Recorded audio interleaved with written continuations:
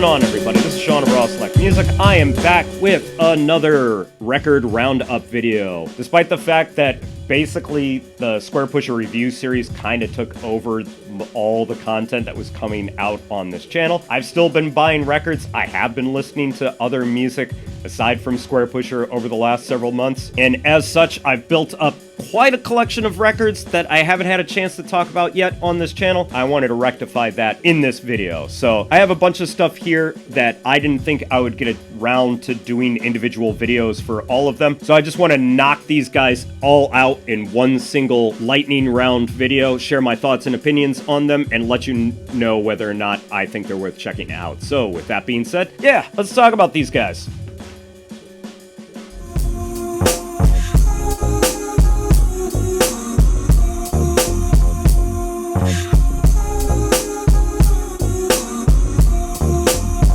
Brand new one, soundtrack, and then there was Light, released on Street Corner Music in 2021. Dope record, lots of great sample chops on it, hard-hitting drums, bit slower than a lot of other Street Corner Music records out there, but still a solid addition to any Street Corner Music fans collection. I'm happy to have added it to it. I do feel that it's a little bit formulaic. I didn't find that there were really that many surprises on here. Some of the sample chops are kind of cool, but ultimately I didn't find this record to be all that unique and all that original compared to some of the other stuff that's in Street Corner Music's catalog. But that being said, the stuff on here is still effective. There's some great neck breakers on here. There's some cool mellow tracks on here, and it's just yet another Street Corner Music sure shot. If you haven't picked this one up yet, this one's kind of a no-brainer, and I highly recommend that you give this guy at the very least a listen. So yeah, I'm just gonna leave my thoughts there.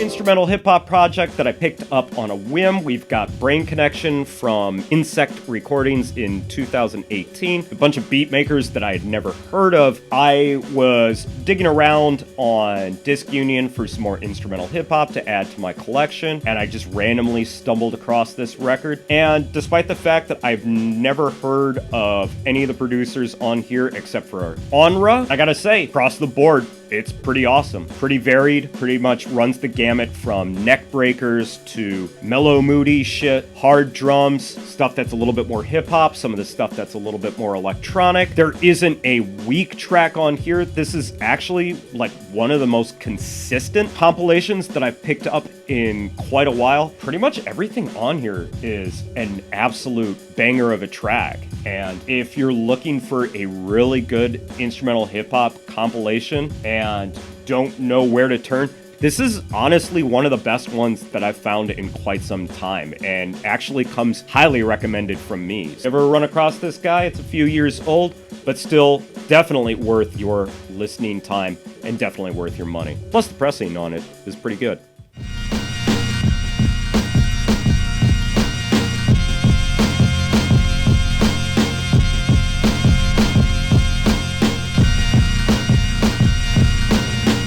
Which is more than I can say for this guy. This is the Professionals Instrumentals from Madlib, and this is from that project that he did with Oh No at the end of 2019, beginning of 2020. There are some really banging tracks on here. Seriously, some of the hardest hitting instrumentals I think Madlib has ever put out are contained in this record, and that in and of itself makes this project worth listening to. It's just got one problem. This is seemingly becoming a trend from Madlib Invasion releases. This is one of the most quietly pressed records I've run across in a long time, which, if you're just a home listener, that's not really a big problem. And you can fix that in post if you're planning on recording it and using it digitally. But considering I use a lot of my records for DJing purposes, the fact that this record is quieter than some old soul records makes it an absolute pain in the ass to DJ with, which is incredibly frustrating because there's so many tracks on here that I want to play. Madlib shows off such a variety of beats on here. It definitely has a lot of Madlib's famous soul chopping on here, but there are some like hard-hitting, like neck-destroying drum tracks on here that makes it really like one of the better, lesser-known projects from Madlib. And it's all undermined by the fact that the pressing on this record is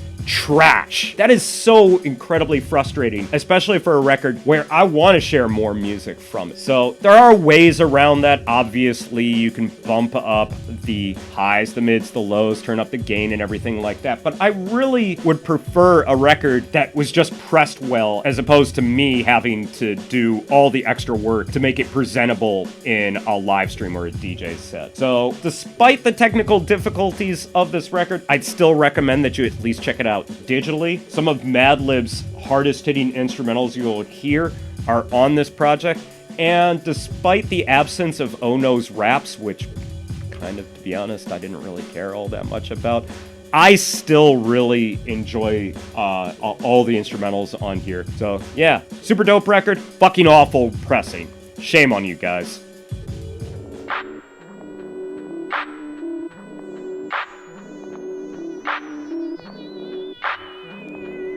Next up, Budamunk and Sugs Thanks and Grow, released on Fat Beats and King Tone in 2020. Waited to pick this guy up for the longest time because I just kind of got the feeling that it would be drunk beats over mellow keys, and that's kind of exactly what I got. This isn't very different to me from, say, the Yotaro and Armu2 Hooba Booba Babble Tape project. It's got some mellow keys, kind of jazzy, over some drunk beats. It's fine. It's not bad.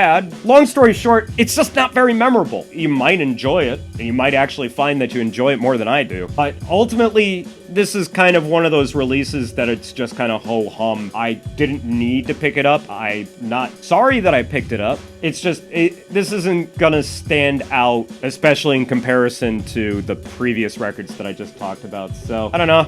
Check it out if you want. If you want to hear some drunk beats with mellow keys, yeah, this one's fine. But other than that, I don't really have anything else to say about it. So, see you later.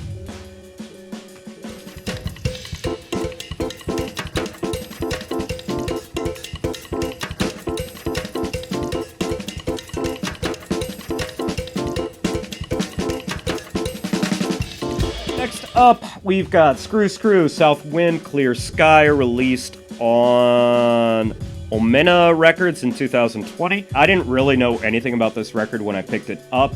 The track Rain in a Bamboo Grove was one of my favorite tracks from the beginning of the year. It still is. It rivals Square Pusher in some of its franticness, and to a certain degree, it reminds me a lot of that underappreciated Glen Astro and a Janacent record from a few years ago, which if you haven't checked that one out, highly recommend you do. And it's mix of electronic music and jazz music. Just the drums on here are that much more frantic and that much more insane. While I probably would have appreciated a record that was more in that vein, the rest of the tracks on here are just some fine jazz-infused house music. There's a few moments of inspiration where it feels like some improv sort of breaks up some of the more programmed and more sequenced moments on here. And I genuinely just overall enjoy the overall vibe of this project. I just say in general, it's not nearly as memorable as that first track, but it's still a cool enough project, and I'm always looking for any kind of house music that bridges that gap between sampled bass music, live instrumentation, and sequence program kind of shit. And this does a pretty good job of that. So if you haven't checked this guy out, Screw Screw, South Wind, Clear Sky, one of the finer house releases from this year. I genuinely dig the vibe on here and definitely give it a pretty positive recommendation, I would say.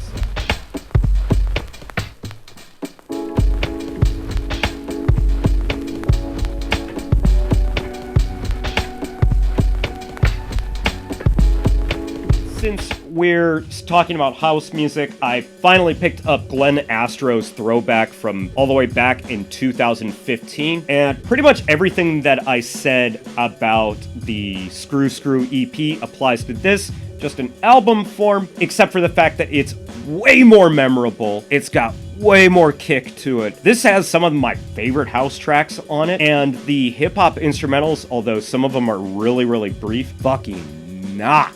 Glen Astro proves that he is one of the most versatile producers on here, and at a drop of the hat can do a sample-based hip-hop track, then follow it up with a jazzy throwback Tribe Called Quest Dilla-esque hip-hop track into almost like an 80s electro track without even breaking a sweat. This is some super varied shit, and of all the records that I talked about in this video, this is the one that I highly, highly recommend the most. From front to back, there isn't a wasted moment on here. This is a phenomenal LP. It goes toe-to-toe with the more widely recognized Max Grafe Rivers of the Red Planet, but truth be told, I kind of like this project better. They're both great, but I kind of like this one better, and I'm kind of sorry that I slept on this one for so long. So do yourself a favor, if you pick up any of the records from this video, grab this one, because it is seriously some good shit.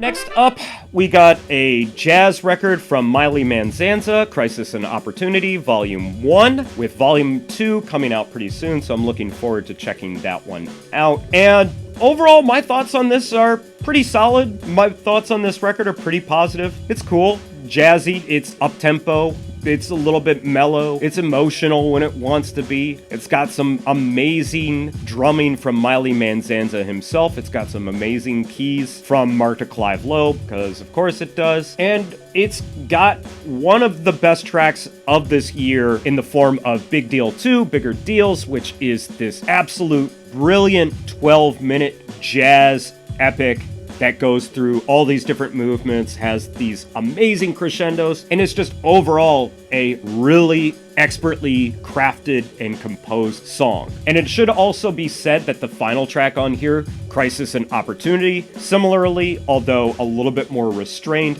is a masterful showcase in composition and pacing, and really takes a while to get going, but once it does, it's just this musical orgasm of keys, horns, and drums, and is ultimately one of the prettiest tracks that I've heard this year. It's just that the rest of the album is pretty standard new jazz, modern jazz, whatever you want to call it, affair at this point. Some of it's up-tempo, some of it's a bit down-tempo, some of it falls into sort of hip-hop territory, and ultimately, it's not bad. It's very well put together. Everyone is fantastic at what they're doing on here. It just doesn't really offer that much in the way of surprises aside from the two standout tracks that I mentioned on here. So overall, a very cool project. Gets a recommendation from me. It didn't blow my mind, but I think it's just more because I'm so seasoned in stuff like this that this kind of stuff doesn't really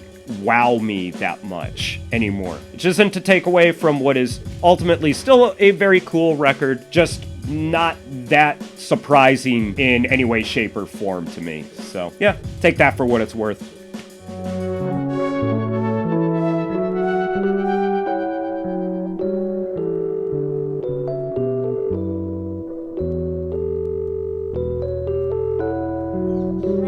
Last one, finally, we get to Epiphora, Overstand, Rejoicer's electronic jazz project, which, I don't know, I like it. It's cool. I love the retro synth textures on here. I like the atmosphere on here. I love the live band playing on here. Specifically, the third track on here, which has a title that I'm not going to even try to pronounce. Once again, does that sort of live band drum and bass sound that I'd always hoped Squarepusher would explore on some of his more live band-oriented projects that he never really went into. I like that sound. And I just, in general, like the sound overall on this project. I would just still say, to some degree, much like Rejoicer's album last year, it falls into the same category of, this is fine, it's just not that memorable. There are a few moments, like the second track on here, Lakeview, has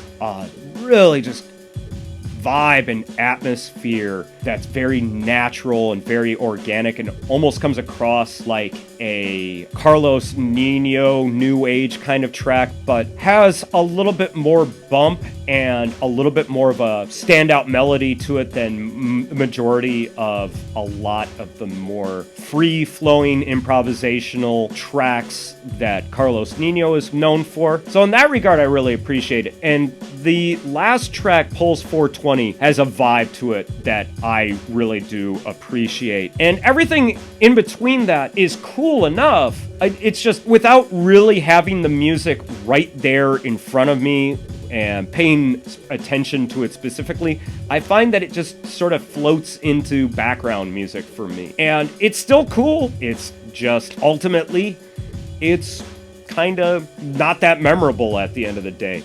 I do find that I enjoy going back and listening to it more than last year's Rejoicer album. It doesn't, like, quite stick in my mind the way that some of my other favorite releases of this year have, which I will be getting to in future videos. So, till then, so that's going to be it for me today, guys. Thanks as always for watching. If you've checked out any of these records, please let me know what you thought about them down in the comments. If you want to hear any of these records for yourself, please head over to my WordPress blog, because that's where I will be posting audio links to any of the records that I talk about on this channel. If you want to hear some of these records played in my live streams, you can always check those out every Sunday here on my YouTube channel. There you can hear me play records like the ones that I talk about in videos like these, as well as a whole host of other records in my collection that I don't get a chance to talk about on this channel. And in the event that a live stream is pulled from YouTube, I will be posting them over on my long dormant Mixcloud channel. So in the event a live stream gets pulled from the YouTube channel, at least an audio archive of these exists. Links to everything, as always, down in the description. But that's going to be it for me today, guys. Thanks as always for watching, and I will catch you in the next video. So until then,